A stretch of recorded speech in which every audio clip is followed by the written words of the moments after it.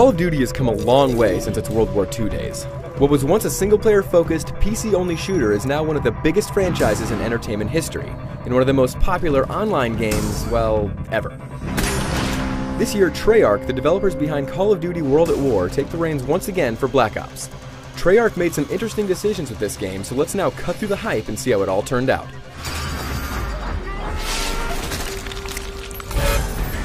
Say where you from? Be cool.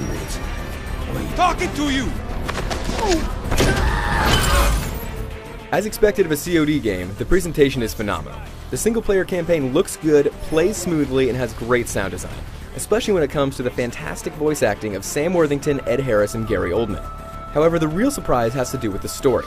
Without giving away too much, you start the game as Alex Mason, a captured soldier who's being interrogated for information he can't remember. Throughout the interrogation, you play flashback sequences that span a number of different time periods and characters.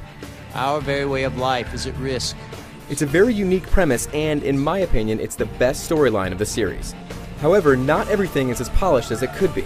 Although pretty rare, I did encounter one game-ending bug and some graphical glitches. On the plus side, Black Ops' new theater mode is great. Much like in Halo, you can save multiplayer replays, mess with the camera angles, and share them with your friends. It has a very nice interface and is a solid addition to the game.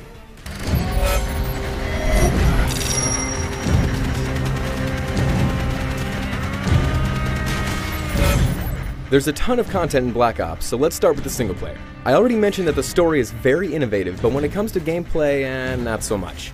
This is the same Call of Duty that you know and love, and that's starting to become a bit of a problem. Both enemies and comrades are still pretty dumb. They don't really react to situations well and often just stand around when their friends are getting capped. However, the biggest problem is that this game feels like a Michael Bay movie on steroids, or Season 6 of 24 if you know it. People are yelling and screaming at you continuously, things constantly explode, and it just becomes a little numbing after a while. I love crazy destruction as much as the next guy, but non-stop action can be a little tedious when it's constantly being slammed into your head. Of course, a lot of Call of Duty fans don't care about the single player at all. They go straight to the multiplayer. Black Ops multiplayer is just as robust as past games. There are a ton of modes, it looks great, and the maps are varied and fun. The new kill streaks are also good, even if the RC car is a bit too powerful. However, there's also a big change that people will either love or hate: COD points. In Modern Warfare, players unlocked weapons, equipment, perks, and modes by gaining levels. Gaining levels in Black Ops still unlocks different modes, but all the other stuff must be bought with those points.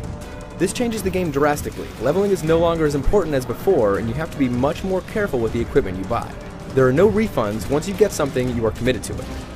Thankfully, you earn COD points in a few different ways. Any level you gain gives you points, and there's a new contract system that awards points for completing certain goals. However, if you want a ton of points, wager matches are where it's at.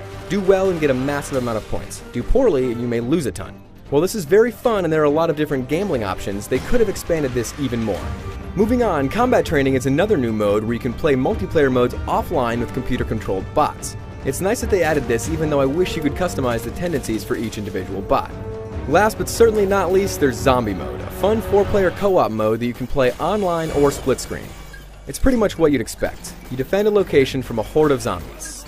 However, there are a few twists. In one mode, you try to defend the Pentagon as famous historical figures like JFK and Fidel Castro, and it's absolutely hilarious. Pain is temporary, pride is forever.